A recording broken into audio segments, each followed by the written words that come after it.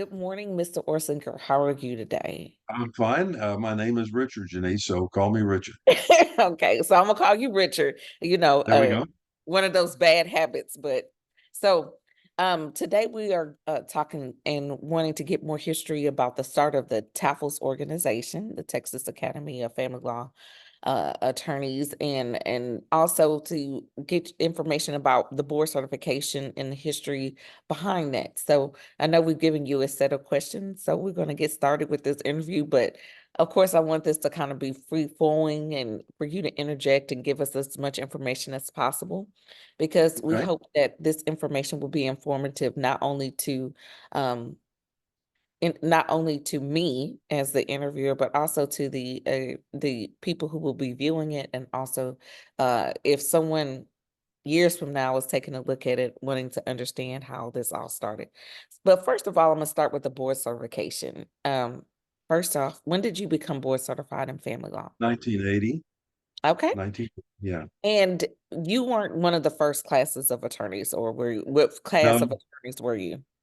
the first year where the certification was recognized was 1975, and there were maybe about a half dozen categories. Family Mhm. law was one of them, and so I wasn't in the first class, but I had people that I worked with that were early on or in the first class, so I knew them, and many of them were in the Hall of Legends there at the State Bar of Texas headquarters, Family Law Hall of Legends. But it was still kind of early in the game, and certification was growing in popularity, and I was eager to become board certified in family law. So I applied for the right to take the test, and you had to submit. We'll discuss it in greater detail, but you had to submit a list of your experiences, jury trials, opposing lawyers, judges you appeared in front of, as well as people that were going to give you recommendations.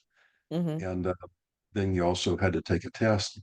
And you were allowed under the rules to apply for board certification, even if you hadn't finished your fifth year of practice. You Mhm. couldn't be board certified until you were 5 years in practice, but you could take the test before if you were going to reach your fifth year by the end of the calendar year. So that's what I did, Mhm. and I got approved to take the test before I reached the 5 years, and then I was able to pass. And we'll talk about that in a bit. Okay. So I know this, it goes to why did you want to become board certified? But first I want to go, what drew you to family law in the first place? And Well, then what drew you to become board certified in this I area? will tell you it's an interesting story.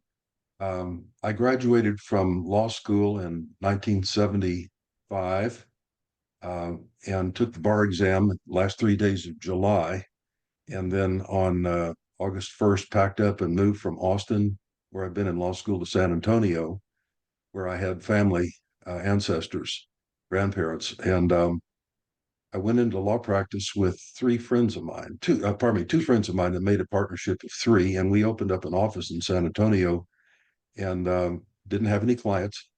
And so our early clients were criminal appointments, and then we get a will or we get a simple divorce or something like that, and it just kind of we were just barely getting along there. And so I was married at the time, and my wife was a teacher. She taught at the Martin Luther King Middle School in San Antonio, and she was teaching English. And we only had one car, a Volkswagen Bug or Beetle, they call them. And she took that to work. So I rode the bus to my office downtown. But being a child of the 60s and 70s, I would hitchhike. I would put my thumb out and catch a ride until the bus came. And sometimes people would pick me up, and I would, get a ride downtown or get a ride home.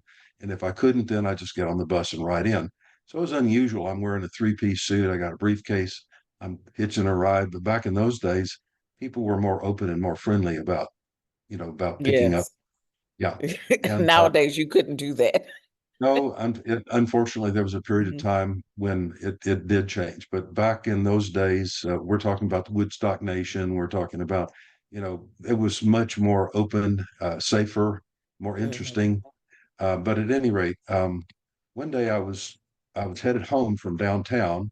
My office was in the Milan building, and I was waiting for the bus, so I was hitchhiking, and a car came around the corner. It was a burgundy colored Lincoln Town car, and it was headed out pretty fast. And then all of a sudden, the brakes screeched, and he pulled over to the side, and the door opened. There was a guy inside, and he said, "You need a ride?" And I said, "Yeah." He said, "Hop in." So I got in, wearing my suit with my briefcase, and he said, "What are you doing? Hitchhiking?" And I said, "Well, my wife's got our only car, so I'm riding the bus out to my house." And he said, "Well, where is that?" And I said, "Well, I live on Russell Street, right next to San Pedro." And he said, "Well, I just live about 6 blocks north of you on Hollywood, so I'll give you a ride to your house." So he said, "What are you doing? Why are you all dressed up like that?" And I said, "Well, I'm a lawyer." And he said, "Where's your office?" And I said, "Well, it's in the Milam building." He said, "What floor?" And I said, "The fifth floor." And he said, "Well, I'm in the Milam building too, on the 18th floor. And what kind of law do you practice?" And I said, "A general practice." And he said, "Do any family law?" And I said, "Yeah, I do a little bit of family law." And he said, "Well, look, I'm in a law firm. We do nothing but family law. So anytime you need a library, you don't have a library, do you?" And I said, "No, we don't even have a desk for our secretary." He said, "Well, you can come up and use the library anytime you want. Just right up the elevator. You're welcome at all times." So he dropped me off at the house, very friendly guy. And so I started using his library to do research. And then I started meeting the other lawyers that were in the law firm. Mhm. And the man that I'm talking about, his name was Jim Stewart, James D. Stewart. Anyway, I made friends with the other lawyers, and it was four board certified family lawyers, and they didn't do anything but family law. One of them was a graduate of Harvard Law School. His name was Kirk Patterson, and he did all the briefing and the appellate work. And the others were Jim Stewart, his nephew John Hemme, and his partner Biff Pennypacker, B.F. Pennypacker III, all of whom are known from their generation of lawyers. And so as I became more and more friendly, uh, Jim Stewart got me involved in a project in a case he had in Laredo that involved the commingling of separate property oil and gas royalties over a period of like 20 years. And Wow. they were hopelessly commingled, and it was a substantial amount of money, and it was all separate property. So Jim decided he was going to create a new method of tracing commingled separate and community property by generating these spreadsheets that kept a running balance of every deposit and every withdrawal. On the left was the date, and then there was the amount in the payee or the source, and then he would allocate it between separate and community. And he would keep a running balance on a daily basis of the amount of separate and community funds in the account. And his basis for that was one case called the Sibley case, where the Court of Appeals said, where you have mixed funds, separate and community in an account, it's presumed that the community comes out first. And Jim said, "I can use that. I'm going to call that the community out first rule. I'm going to use that, and I can trace all this stuff." So I worked for him for like 6 months on that tracing project, just independently as a lawyer in the building. And Mhm. by the end of that whole process, we went down, we tried the case. He established the community out first rule. The judge found about 90% of the separate property, and we worked together so well, and I got along so well with the members of the firm that they decided to hire me. So there I am, a young lawyer, maybe in my second year of practice, surrounded with four board certified family lawyers, and I just got exposed to family law, and I got exposed to it at a good level, ingenious, good lawyers. And so naturally, it's what I grew to love. An interesting side thing is Jim Stewart's career was advanced, so he had big cases. His Mhm. partner, his nephew, my boss, John Hemme, had a different kind of practice. And John excelled in handling his cases efficiently and taking off after lunch and playing gin at the country club every afternoon. And so whenever his cases got a little wrinkle in it that were complicated, that he couldn't like handle in the morning at the courthouse or otherwise, he'd come in and dump the file on my desk and say, "Richard, this case has gone south. Can you fix it?" So as a result of that, I had the opportunity to see the high end. I had the opportunity to see all these wrinkles that would occur in a kind of a mid-range practice. And by the time it was done, I was just walking and talking family law. So it was natural for me to apply for board certification because Jim Stewart was in the first class that got board certified, and so that's how I got introduced. It was all a coincidence of fate, I guess. On the corner, I was hitchhiking home, and Jim Stewart picked me up. That's why I got started as a family lawyer. Oh, wow. That is just, oh my goodness. That is crazy. So that's how you got started. You were surrounded by these board certified attorneys. You decided to apply. And, you know, the application now, I did the application for child welfare, and the application it to me is crazy. So how Oh, was the no, application it application was like? awful. Exactly. So how was it like for you in those days? And You had to list all of your hearings that lasted a day or more. You had to list all of your jury trials. You had to list all of your appeals.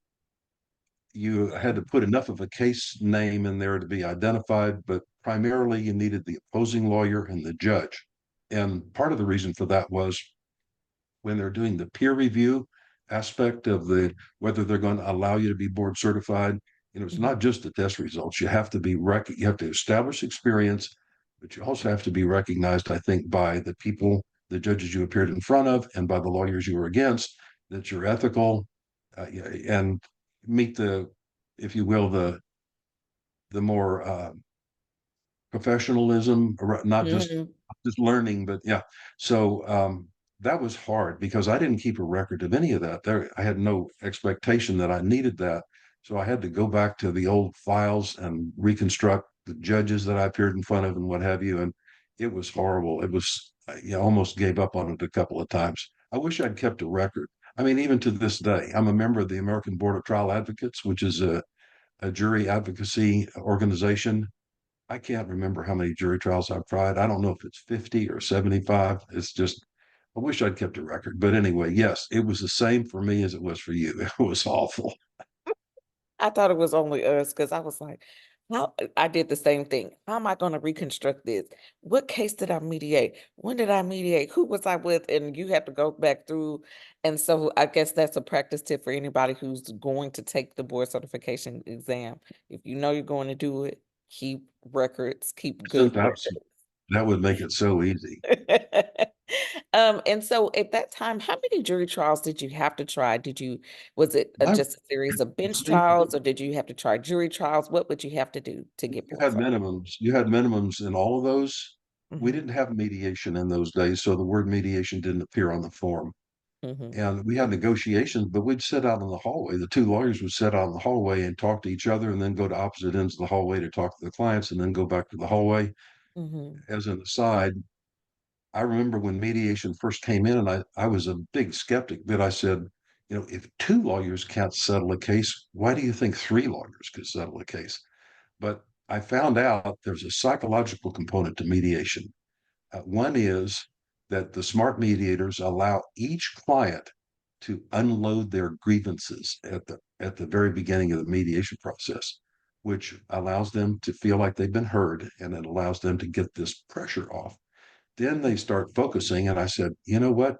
When you lock 5 or 6 people into a small group of rooms and make them just do one thing all day long, you can accomplish stuff that you could have never accomplished by letters, or they didn't have emails in those. Exactly. So anyway, we didn't have mediation on form, but as I recollect, it was 12 jury trials. And then you could substitute an appeal for a jury trial. So if you had some appeals were not required. There weren't that many appellate lawyers that were family lawyers, and then so many bench trials. And Mm, I don't think that the hearings counted, as I recall, but it's a long time ago, Janice. I'm not positive of that, but for sure we were counting the bench trials and the jury trials, and I recollect it was 12 jury trials and maybe okay. like 50 bench trials, something like that. Okay. Okay. And who during that time wrote and graded the board certification exam? Well, I wasn't on the inside of apparatus at that point. I know the first exam was written by Don Royal, a family lawyer from Houston. And then after that, a committee was established. And by the way, as an aside, let me send you by email. I'm the co-course director of the Texas Supreme Court Historical Society um, annual historical course. And last year, we did a special presentation on the development of board certification. And I did a research article where I went through the Texas Bar Journals, which are available Mhm, online, and captured all of the advertisements and the announcements, the board of directors adoption of the specialization program, all the controversy about whether we did or didn't want it. And I want to send that to you to put Oh, in the good. Yes, here because definitely. and also there was a video. Um, we that particular program combined not only the development of specialization but also the development of the advanced courses at the State Bar of Texas, what was then called the Professional Development Program, because they went hand in hand. Mhm. They needed to have advanced courses for people that wanted to become specialized. So they both kind of took off together, and we did a combined interview with Pat Nestor, who was the chairman of that Texas Bar CLE for decades, Julian Frankie, who followed him up, and then oh, I'm forgetting his name right now. Isn't that embarrassing? Who was the head of the Texas Board of Legal Specialization from the start. And we did a complete retrospective of the development of those advanced programs and specialization at the same time. And that's, you're never going to get any better history than that. So I wanted to Yeah, send you, definitely. Because that but probably needs to be included as well in what we're doing. Because that makes sense. For you to be specialized, you need to have advanced knowledge and more in-depth knowledge than just a general practitioner. So that makes sense. absolutely. And at the same time, let me point out, since this is a history moment, that the family law bar started publishing the family practice manual, which was a 2-volume form book at that time. They Mhm. felt like there was a need to standardize the way we did things. Back in before 1975, divorce decrees were like 2 pages long. And as things got more complex, and particularly as the legislature got more involved in Mhm. kid stuff, we Mhm. started having more and more information. And now a divorce decree is 40 or 50 pages long. So Yes. I can't exactly. imagine So just a two-page divorce decree now. back in the 60s, that's what they were. And I mean, it was very rudimentary. There was not much said about um, visitation rights at all. There was no allocation of parental rights. You either custodial parent, you did everything, or you visiting parent, and you saw your kid 2 weekends a month.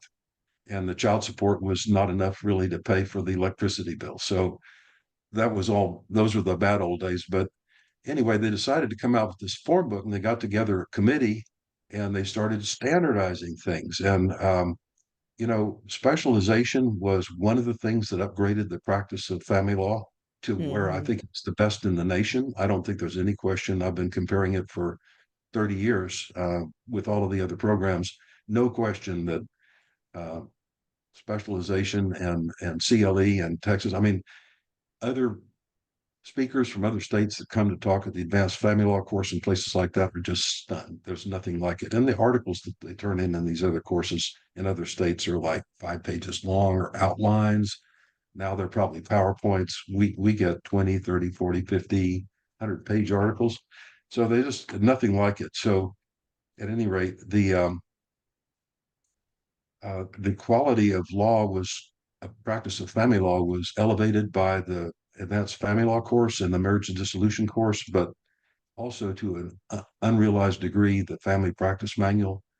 I can remember in my early days before it was widespread that we used to sit and argue over the language that would go into an agreement incident to divorce or to a decree of divorce because everybody had their own way that they wanted to say it. And you had to, am I going to go with your way or are you going to go with my way? And once the form book came out and started getting more and more forms, you had a standard to go by and you couldn't, how can you argue with the form book? It's a committee of like 8 or 10 or 12 of the best family lawyers in Texas, and they've all agreed that this is the language. Mm. So that imagine, Jeanice, that you have lawyers of all kinds that are handling a divorce.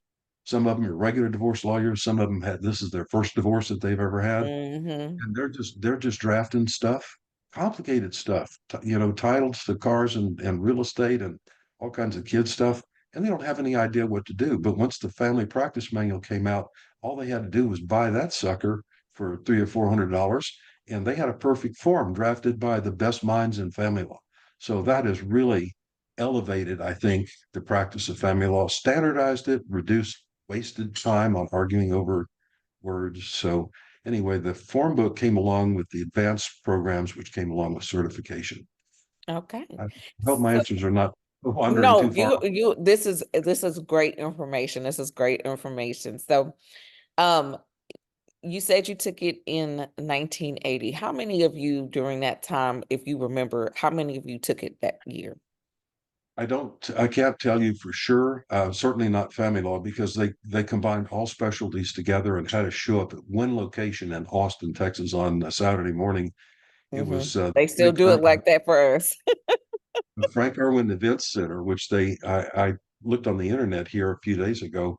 They actually tore down the last part of the Wow. structure last on May 15th, and this is May 25th. So they called it the Superdrum. It was the Irwin Events Center. It was round, looked like a hat box. It was wide open cavern, and they had tables all across the bottom, and people were all sitting at these tables, and some were doing probate and estate planning, some were doing criminal law, some were doing tax law, and some were doing family law. So there was maybe 300 or 400 people total. But as to how many family lawyers there were, I could say maybe, I saw some outside. We talked, maybe a couple dozen, but that's not an accurate number. That's just No. just based on who I ran into. Mhm. So how long was the text and how long was the text test and how was it broken up? So Did you have as multiple choice? my Huh? recollection was it was 3 hours in the morning and 3 hours in the afternoon. And the morning was multiple choice and fill in the blank, and the afternoon was all essay. Mhm. And they were quite different. Let me share my experience with the exam. It was a well-written exam, except for the essay part. Ended up in controversy, which I'll discuss in a minute. But this is 1980 I'm talking about. Um, I had this remarkable experience when I took the. First of all, to prepare for the test, I read the entire family code from page one to the last page, all the way through, just to be sure that even though I wasn't in a practice area, I was familiar with what was in the family Mhm. code. Mhm. And then the next thing I did was I took the most recent prior summer advanced family law course book, and I read every single article in it 3 times. I read the whole thing through 3 times to be sure I didn't miss anything. And Mhm. then I went to what used to be called the advanced sheets. Back at the time, the Southwest Reporter came out in leather volumes, volume Mhm. 296, volume 297, but they would come out once a year. And in between times, they would have these paperbacks that came out that were called the advanced sheets. And Mhm. they were maybe about 3/4 of an inch thick. And they had all the recent cases. And you could get just the Texas cases version. You didn't have to get, Louisiana and all these other places that were in Mhm. the Southwest. So the advanced sheets would come out Texas only, and they had an index in the front, which had a key number system for the West system. And you could do research on cases that hadn't hit the bound reporter yet in these paperbacks. But what I would do is I took like the paperbacks for the entire year and would look in the index for the family law cases that were appearing in that little paperback, and then I would read the family law case. My logic was that probably the people that are writing the test are going to be asking questions about new developments, about recent cases that clarified some law, laid some law down, changed some law. And I said, if they're doing what I think they're doing, which is looking for new developments, they're going to be in those advanced sheets. So I Mhm. read all these advanced sheets for about 6 months leading up to the exam. And so when I went in to the exam and the multiple choice and fill in the blank, you know, the preparation that I had and the place where I worked and the exposure I got to the cases, I felt like I not only knew the right answer to every question, I could even cite the case that stood for it. Wow. That was how comfortable I felt with my answers. Now, when you get to the afternoon, they were a lot vaguer. They would give you like a fact scenario that was like half a type page, 3/4 of a type page, and then you Mhm. had to write an essay answer. Almost everybody was doing it, in pen. But Mhm. there were some typers, and they were in a different room so that their noise wouldn't bother When you anybody. But said typers, those are people, they're not doing computer, they're doing typewritten, like typewriters. that's right. Wow. That's right. Oh my goodness, the noise must have been incredible with Yeah, that. That's why they had them in a different room. But you know, the IBM personal computer didn't come out till 1981. There was nobody but the universities and people had personal computers. So yes, we were talking about clack, clack, clack. So they're off in another room, right? So you had to pick, I think, 3 out of 7 essay questions and write on them, and it was your choice. Okay. And one of the ones, one of the choices was a tax question. And this is a little bit strange, probably, to the younger people that might be listening to this or the ones in the future. But there was a period of time when the Internal Revenue Code was interpreted by the federal courts in such a way that if there was that they recognized a capital gain tax on a transfer of property between spouses incident to divorce. And so that was corrected with the adoption of Internal Revenue Code Section 1041, but at the time it was an issue. And so one of the tax considerations that you had was to somehow configure your property division in such a way that it didn't trigger an avoidable capital gain tax on a division between a husband and a wife. And that shouldn't have been taxable. I mean, if you're taxing capital gain growth on an investment, that's one thing. But if you're a co-owner of assets and you trade assets back and forth, there shouldn't Hmm. be any. So Congress recognized that and they cured that problem, but it hadn't been cured in 1980. So the issue was, how do you structure property division in such a way to avoid capital gain tax? And the normal analysis was structuring the division of capital assets. But in this particular tax question, they folded into the tax that one of the spouses was using separate property and trading separate property to the other spouse in exchange for 100% interest in a community asset. And that had not been addressed by any of the federal courts or the tax courts or anything like that. And it was a thought I'd never even had, because we never had a situation in my experience where people were trading separate property, a 100% separate property asset exchanged for 100% community property of another. And so I kind of had to make up my answer on the fly, using the principles that we were familiar with to try to apply them to the idea of, well, how would the Internal Revenue Service interpret a transfer of a 100% owned asset in exchange for receiving a 50% owned asset? Mm. And so I did my best to answer that question. And I walked out of there shaking my head saying, man, I thought I was prepared, but I busted this one. Well, as it turns out, there was so many different answers. There were so many complaints, and there was so much disagreement about what the proper answer was that the Mm. exam committee had to disqualify the question, and they didn't score it. So Okay. that was Okay. an interesting little sidelight. But uh, Uh-huh. other than that curveball that they threw on that That would using have separate, been, I would have been like, what the, why? Why? Who thought of this and why would they put it on there?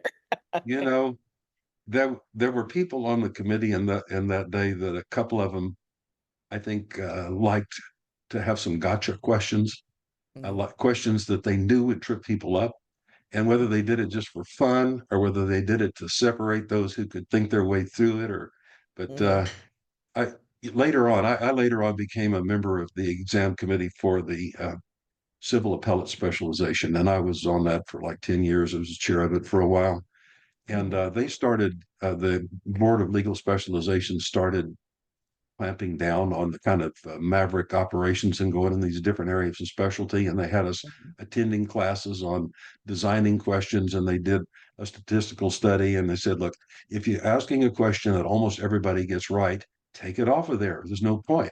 And if you're asking a question that almost everybody gets wrong, it's not a fair question. Take it off of there.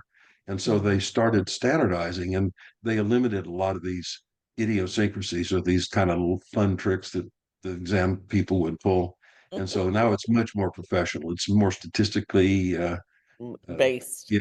But back in those more days, research behind it. it was the Wild West back in those days. So you could do whatever you wanted. And I'm sure it was probably Harry Tyndall or somebody from Houston that thought that would be a clever way to put a twist on the tax question and catch everybody by surprise. They caught themselves by surprise, I think. That's funny. Or maybe they had a case like that and they were like, let's see how many answers, what What's a was the good right idea? answer? Yeah, let's find What out should what we the do on our own case? No. that's a great don't ever tell them that or they'll start doing it. We talked about how you studied, that did you handwrite or did you type the No, exam? I handwrote. I Ooh. handwrote. I can type. I learned how to type when I was in high school, which is one of the most valuable things I learned in high school. Because now with computers, if you Mm-hmm. don't, if you can't do touch typing, you're just Mm-hmm. pecking around. So at Mm-hmm. any rate, yeah, absolutely, I do the handwriting. Okay. And then how long, because of course this has to be scored, how long did it take you to get your results? My recollection was that it was in November, Okay. um, but it could have been late October. Couple of months then from when you took it. Yes. And imagine the poor guys that had to read all that handwriting on the essay part. Oh Lord. You I know, don't I know mean, who wrote my it's one thing who to read score. mine. Yeah. You, it, After a while, you started doing your multiple choice with a little click off on a like a computer form so that they could Mhm. scan it and score it. But back in those days, everything was done by hand, and so it must have been a chore. And particularly with essay questions, some people in an essay answer might get right to the right answer, and you Mhm. could give them a grade and move on. And some people might wander all over the place and put in a bunch of irrelevant stuff, and you had to figure out, did they get the core issues here? You know, if we're counting the number of issues, one, two, three, four. So I can imagine it must have been a nightmare for those people to try to grade all those essay questions. I think I was one of the last few people who got the option of handwriting my entire bar exam. And I was one of Oh, those crazy ones that hand wrote my entire essay portion of my bar exam. So hats off to the graders because my yeah, my writing is like that of a medical doctor, but I passed the bar, so they obviously could read it. yeah, that's the important part. They could read it. So and now I'm kind of going to switch gears and talk about the Texas Academy of Family Law Specialists, um, and you've given me some materials that thank you so much for that. But how did this come about, and why was this something that people thought that would be important to have as an organization? Well, I wasn't part of the initial group. There were 9 directors, as you can see from the original bylaws that I sent you, which I downloaded from the Secretary of State's website. Um, I don't really know what their motive was, just that, there were other areas of the bar that had groups. The plaintiffs' lawyers had gotten together, the criminal lawyers had gotten together, and there was nothing going for the family lawyers. And so I think they had a representative group from different cities of family lawyers, many of whom I knew, some of who I only knew their names. And they decided to get together because what with the advanced course, there's an annual meeting of all these family lawyers. Why not have a association, an association of people who are so committed to the practice that that they become board certified? So it started out, I think, as just an idea, and it went along kind of as a social organization that had an annual meeting, but it didn't have any structure to it. It um, didn't have any activities, didn't get any benefits from membership. So I don't, I only know one member who's still alive of that class. And along about 1986, a Houston lawyer by the name of Earl S. Lilly, who's still alive, he's a famous Houston family lawyer. And Earl came to me at the advanced course in 1986, and he said, Richard, this this Texas Academy of Family Law Specialists, we don't do anything. We don't offer. We can't get people to join because what's the benefit? You pay this money, you get nothing out of it. Mhm. I have an idea, and I said, "Oh, what are you talking about?" And he said, "I think we should have a CLE course." And I said, "Well, the State Bar of Texas has CLE course. South Texas College of Law, University of Texas, SMU, they all have CLE courses." And he said, "I know, and they're all the same. What I want to have is I want to have a trial institute." And I said, "What is a trial institute?" And he said, "We are going to get together trial lawyers and trial judges, and we are going to have mock trials in front of lawyers to show them how good lawyers and good judges handle actual trial scenarios. And I said, well, good Lord, that's going to be difficult. He said, no, the trial lawyers do this for a living. The trial judges do it for a living. They know how to do that. All we have to do is get actors to play the roles of the witness. We'll have a mother, we'll have a father, we'll have a psychologist, we'll have a CPA, and we're just going to have a mock trial, and we're going to let people sign up and listen. And I said, well, Earl, that's great. Where are you going to do it? And he said, I want to do it in Las Vegas. And I said, Las Vegas? Las Vegas, I know. No, the state bar doesn't go out of state. We can't go out of state. Las Vegas, I've never even been to Las Vegas. Who would go to Las Vegas? He said, Richard, you don't understand. There are a lot of family lawyers who are big gamblers, and they go to they go to Las Vegas all the time. They will sign up the day that we send out the notice. And I said, okay, well, how do you find a place? And he said, I got really good friends at the Dunes Hotel. I gamble there all the time. I get all these comps. I can arrange this, no problem. All we got to do is, get it set up, get a faculty, get a program. We get this out of there. I guarantee you all the gamblers are going to come and a bunch of other people are going to come too. And I said, well, Earl, it sounds thrilling. Really, that's really cool. But who are you going to get to be the first course director? And he said, Richard, that's why I'm talking to you. You're going to be the first course director. I said, Because I'm coming to volunteer you. This is what you're doing. volunteer, that's right. So I said, well, I don't think I can do that because I'm the course director of the Advanced Family Law course next year. And he said, yeah, Richard, but that's in the summertime. I think we ought to have one in the winter in Las Vegas. And I said, the winter, huh? So it'd be a few months ahead. And he said, yeah, come on, man, you got to do it. You got to do it. And I said, okay, I'll do it. So we put it together. Mhm, And my paralegal, still with me all these years later, Linda Aiken, mhm, she was the state bar function. She took all the registrations, she deposited all the money, she made all the reservations with the hotel, uh, everything. It was much bigger job than I ever imagined. But mhm. we put that together, and we had that first course, and we had good speakers. We had a mixture of lecture and trial presentations. It was a great success, and it's become permanent.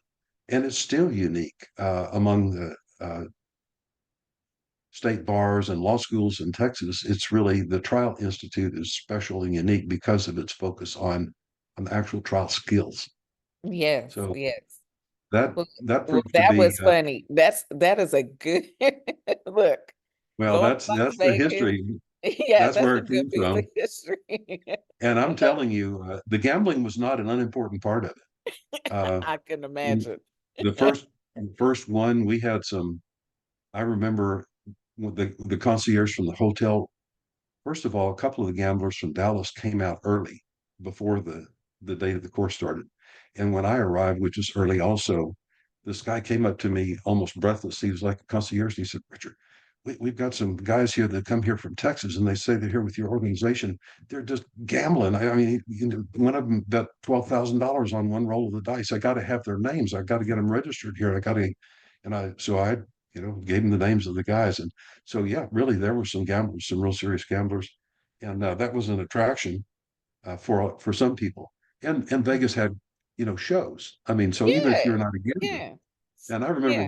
one year, I don't remember which year this was, Janice, but I remember one year when they actually had a gambling class where they took a bunch of us that signed up to teach us how to play roulette and blackjack Oh and my goodness. craps and stuff like that. And people who didn't know a damn thing about gambling but wanted to know a little bit about it, we had fun going through the course. So, and then we That's switched to cool. Reno after a while. Lindsay Mhm, Short had a connection with a guy that owned a casino in Reno, and we went there. Reno is like a less expensive, less glitzy mhm. Las Vegas, but it's still got gambling.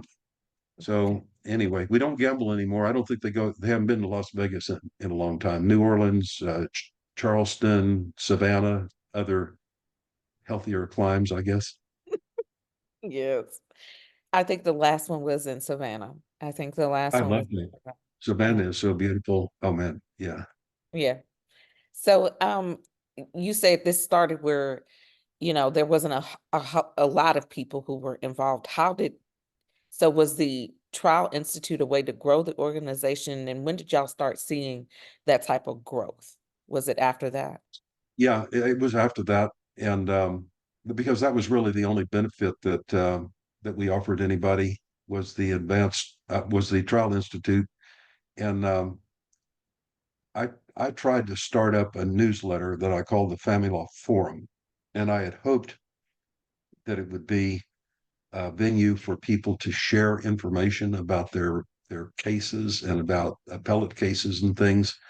And that's why it was called the Forum, because the Forum is where they used to exchange information in ancient Rome, right? So Hmm. uh, the I can remember putting together the forum, getting a little bit of feedback from people, reading appellate cases and annotating them, and then putting them into maybe a 12-page packet that would be stapled, folded, and stuck in envelopes. And I can remember, my paralegal and me taking these. We had a printout with name labels, and we would print. Eventually, by the time we got to 1990, when I was president, we had 488 members. I looked that up and checked it out. So it grew from a relatively small group. I can't say what it was when it started. It was probably just 9 people that founded it. But by the time we had gotten to 1990, it was a substantial number. And I don't know the number today, but I think it's even bigger.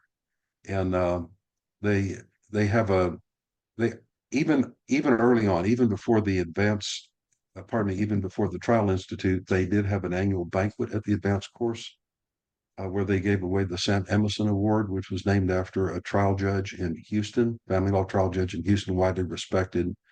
And that banquet always had attendance, a good attendance, and was a place for board certified family lawyers to socialize. And and then we would have a keynote speaker, and we would invite different people, including lawyers from other states, to come and give a keynote speech. One that stands out in my mind was a guy named Stuart Walzer from Los Angeles, who was a divorce lawyer for the celebrities out there. Another one was Richard Racehorse Haynes, the indelibly famous criminal defense Yes. lawyer, who Hmm. was also partners with the family law specialist Don Fullenwider. I remember Haynes came and gave a talk, and he was a great speaker, which is why he was a great defense lawyer. But he was kind of going full steam like a locomotive, and he was gripping this podium that he was standing in front of while he was addressing all these people seated at the tables, and he was so active and moving around. Then all of a sudden, the podium fell over. Right? No. He was moving around so much.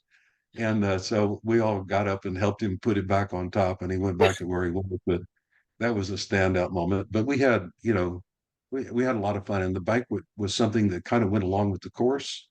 Mhm. Not everybody would go to the course because of when it was or where it was, but everybody went to the banquet because they got a chance to socialize with their friends from other cities. And then, Mhm. of course, there was the award of the Sam Emerson Award, which was also a recognition for people who had made contributions to the family law practice of family law in Texas. And so that they all kind of came along together, and it just built and built and got to where if you were a board certified family lawyer, you wanted to join because that was where you got to see your friends from all over the state. Mhm. And now, now you say that's, in the 90s it was 486, and now, of course, there's probably many more. When did you start seeing the diversity start happening with the members who were both board certified, but also members who was the Texas Academy of Family Law Specialists? When did you start seeing that start to take hold? It's hard for me to put a year on it. Um, I would say that I can remember Hispanic family lawyers joining and participating before I can remember African American lawyers joining and participating, but it was very small in the beginning. And I practiced law in San Antonio, which had a significant Hispanic population. So we had a lot of Hispanic lawyers that were practicing in all areas, including family law.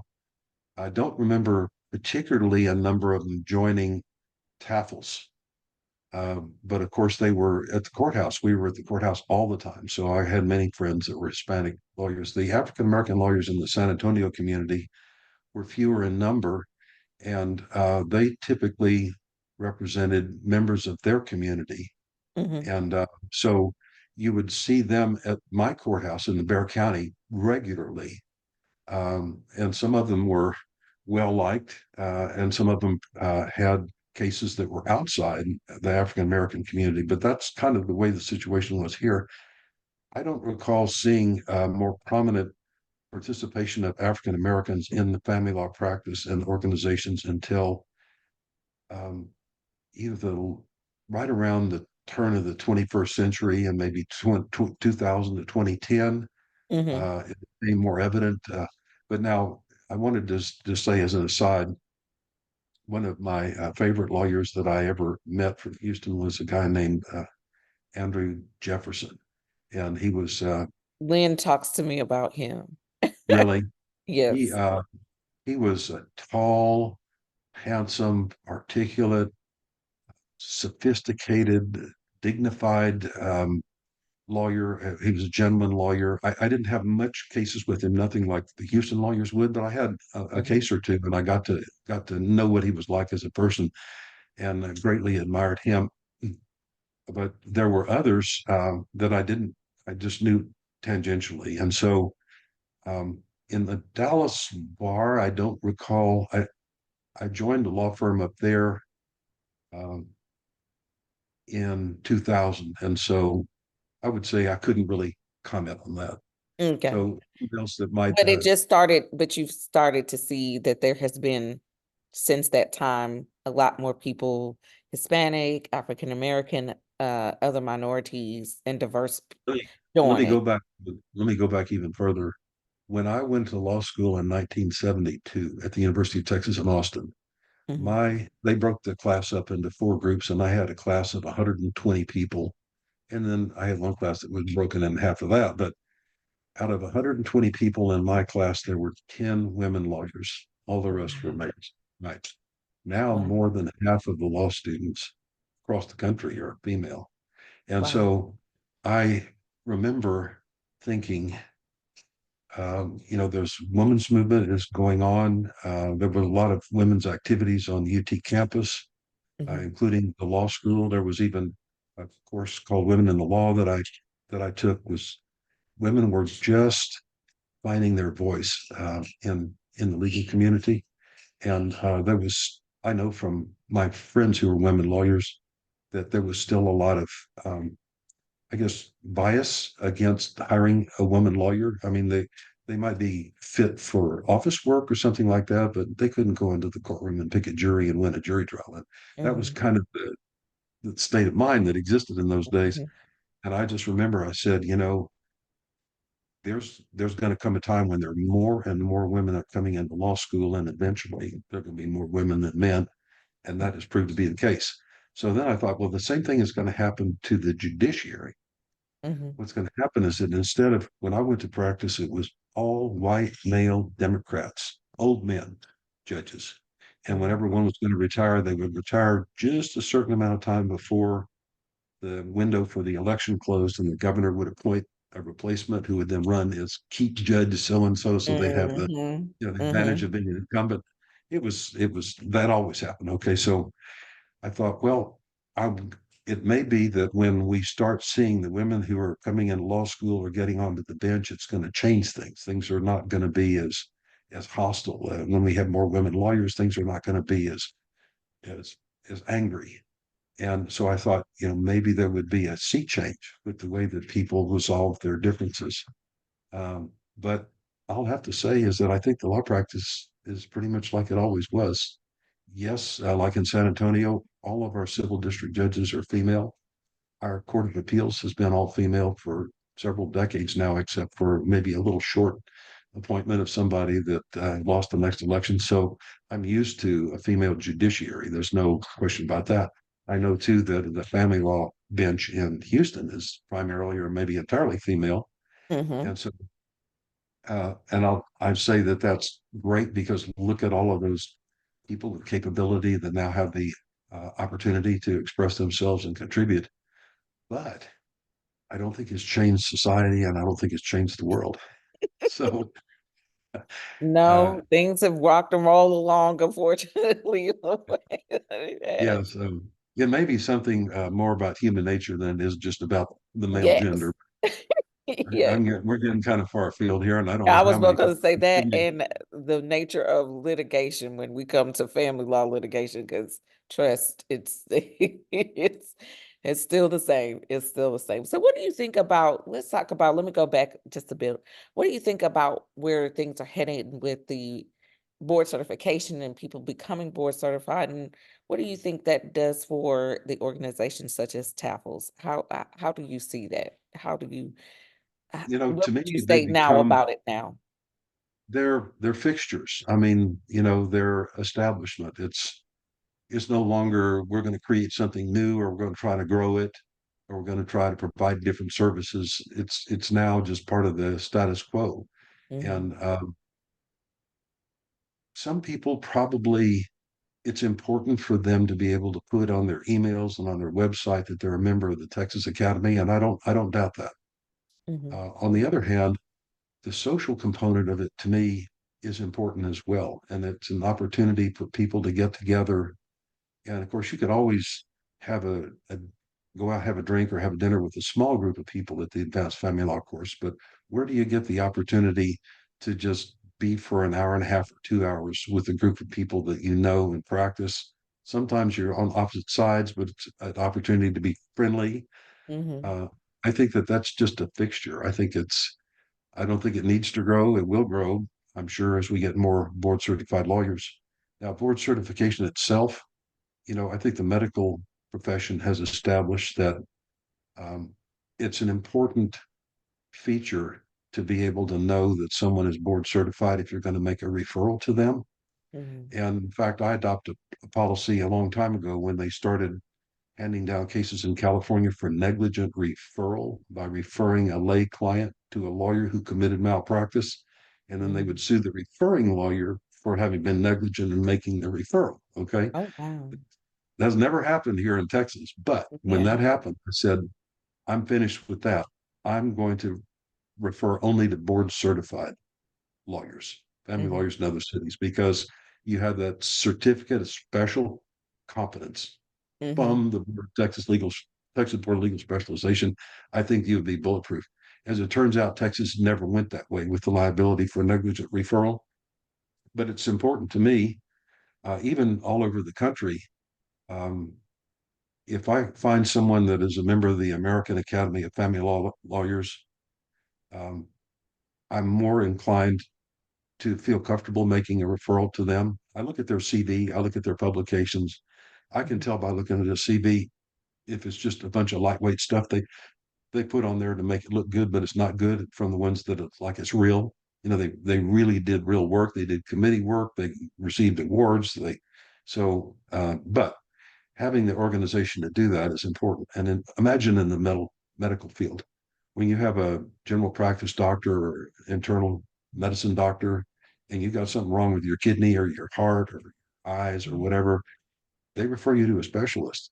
mhm, And those specialists, they are required, first of all, to get board certified, and second of all, to maintain their competence. So mhm, to me, it's really important. Now, not every case needs a specialist. There are a lot of family law cases and divorce cases that can be resolved without that degree of sophistication. And so, mhm, the hourly rates are higher, maybe than those, maybe we don't send, it doesn't perform a function for those people.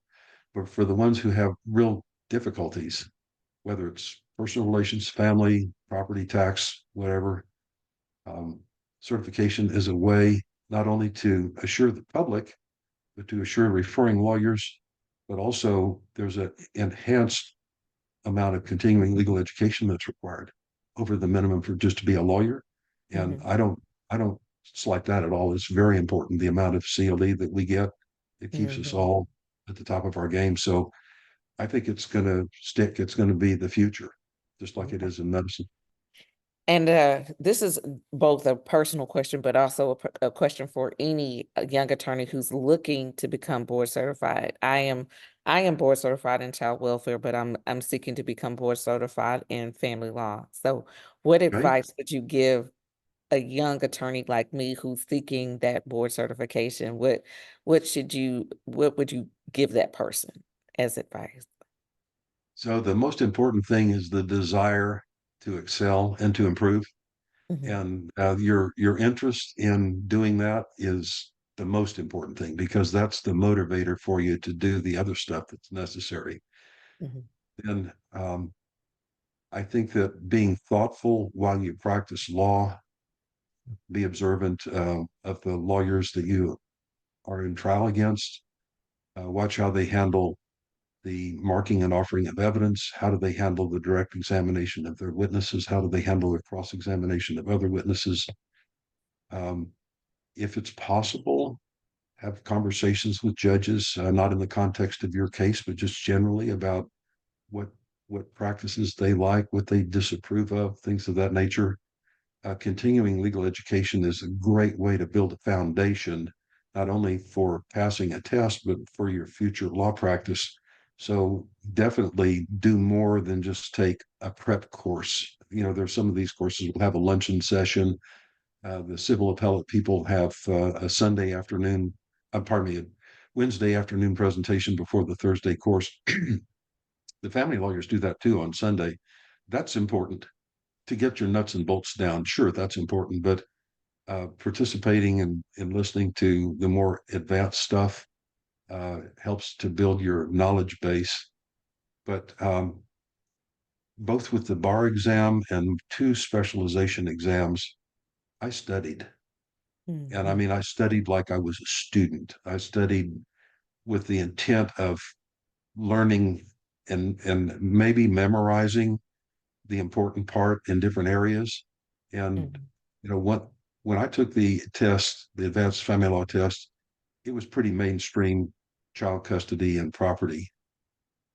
I remember one year there was a newly enacted chapter of the Family Code on family violence, and most of the practitioners were not dealing with that much family violence. It was being handled by the local district attorney's office, that they had a family violence unit, and so that particular year, they had a bunch of exam questions on the new chapter on family violence.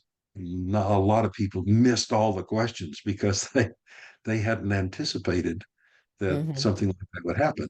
And that's why I read the family code all the way through because there's a lot of the family code that I didn't practice, but I thought could be on the exam. And that's mhm, why I read the advanced family law course materials. I read them 3 times to be sure that it was firm in my head because there are areas in the course books that I didn't practice and I didn't know. And so mhm, for me, studying was really important. I did the same thing for the advanced civil appellate course. And that was another test that I knew the answers because I was, because of my combination of experience and the mhm, lawyers I work with, and also because of my study. And mhm, so I think it's really important to build your knowledge base. Um, watch other lawyers, particularly if you have a chance to be against a good lawyer. You know, how do they present their case? How do they approach direct examination, building sympathy? How do they attack somebody? What do they do with an expert? So those are stylistic things that are not going to come across on a paper, but they will give you an enhanced appreciation for the way things fit together. And when you're doing an essay question, if you understand how to try a case or how to present certain issues, you can explain it in a way that makes it look like you're an experienced trial lawyer. So it's not just the book learning. And but the studying, I think, is important. And I took the bar cram course to study for the bar. I wouldn't have passed it probably if I hadn't. And so I studied hard for those certification exams. So first thing is the inspiration, and then the perspiration. You got to have those two things together. I love it. So if right now the Texas Academy of Family Law Specialists is growing, it's thriving, but what would you want to see improvements on, and what direction would you love this organization to take off?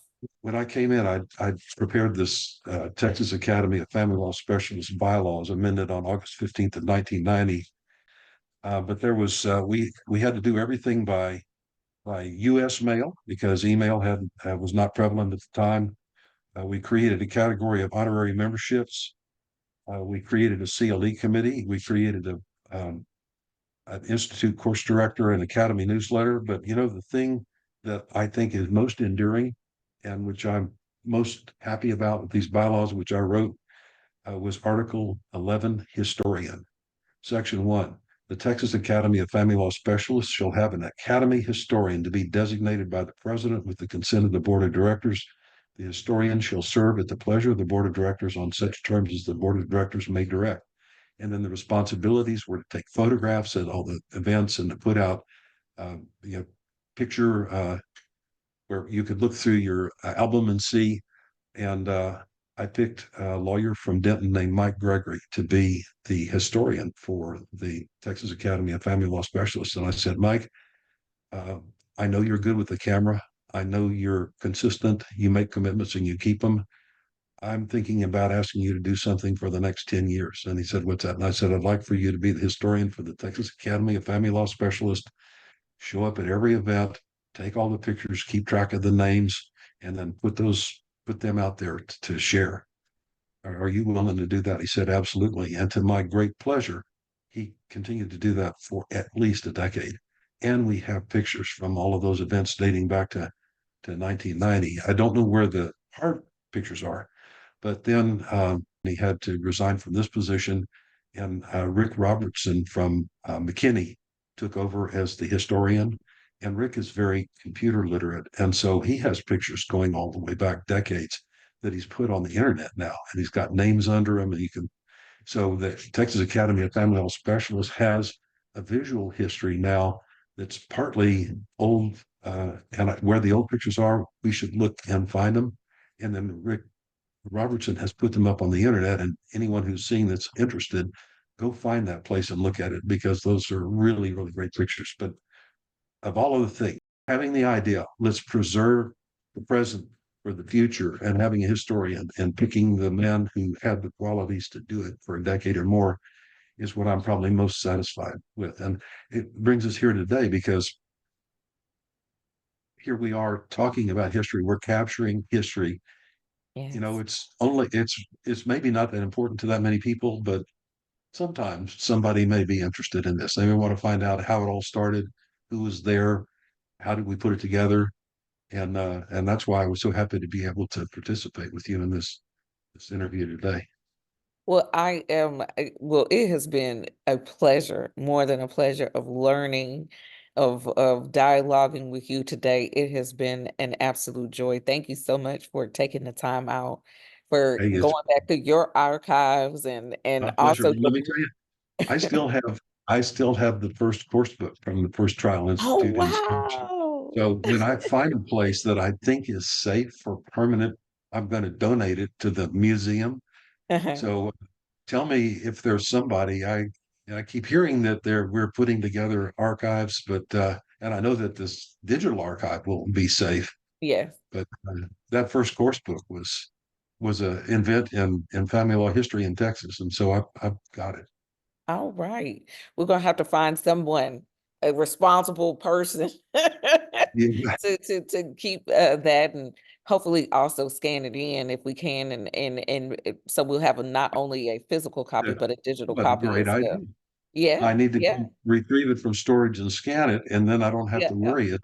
You know, Yeah, because we'll always have a physical and also a digital copy. So there, thank you again so there. much for taking the time out. I know, with a busy practice and you are still active, very active in doing CLEs and still very active in your committees.